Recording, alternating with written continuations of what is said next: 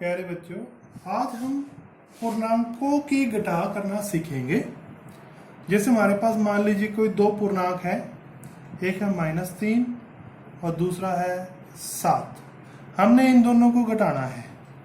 तो सिंपल सा तरीका है। तो पहले हम -3 लिख लेंगे। अब इसमें से घटाना है 7 को, तो बीच में घटा का निशान लिख लेंगे और 7। तो अब इसका आंसर हम निकाल लेंगे, या तो संख्या रेखा की मदद से, नहीं हमें बिना संख्या रेखा की मदद से भी आना चाहिए। तो 3 नंबर कट गए और 7 नंबर कट गए, तो टोटल हो गए 10 नंबर कट गए। तो इसको हम लिख देंगे -10।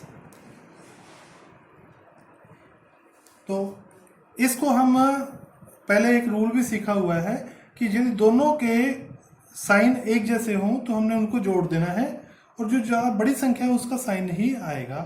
तो यह -3 और -7, तो 3 और 7 को जोड़ किया 10 और निशान माइनस का लगा देंगे, क्योंकि -7 यानी बड़ा है। तो इस तरीके से अब एक सम और करते हैं। अगला सम करने से पहले आपको एक बात बताना चाहता हूं। यदि मान लीजिए कोई संख्या हमारे पास जैसे -5 है, हम इसके आगे एक माइनस का निशान और लगाते हैं, तो इसका मतलब क्या होता है? तो जैसे देखो, मान लीजिए कोई एक बच्चा है,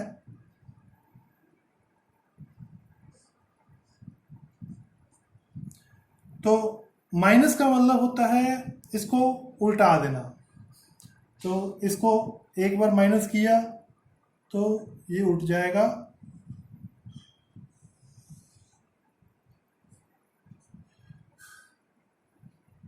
ठीक है।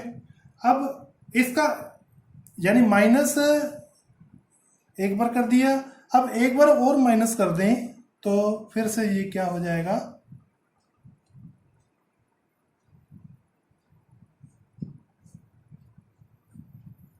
तो फिर से क्या हो गया, ये पहले जैसा यानी सीधा हो गया। इसी प्रकार इसका मतलब है कि -5 है, जो इसका एक बार और माइनस कर दिया तो ये बन जाएगा +5।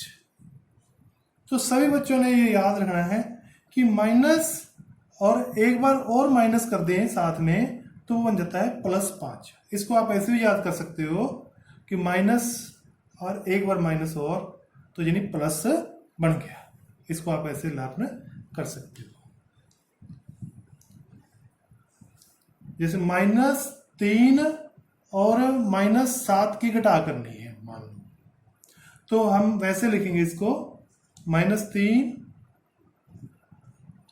माइनस कितना घटाना है, -7। अब हम देखो यहां पर माइनस और -7, यानी इसका क्या मतलब हो गया, +7। तो पहले -3 वैसे लिख लेंगे और फिर +7।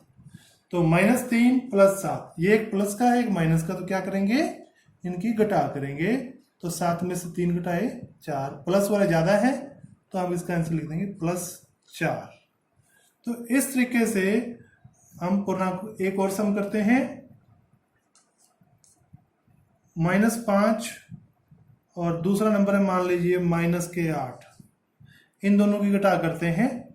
तो -5 घटा -8, तो वैसे करेंगे, -5 ये +8।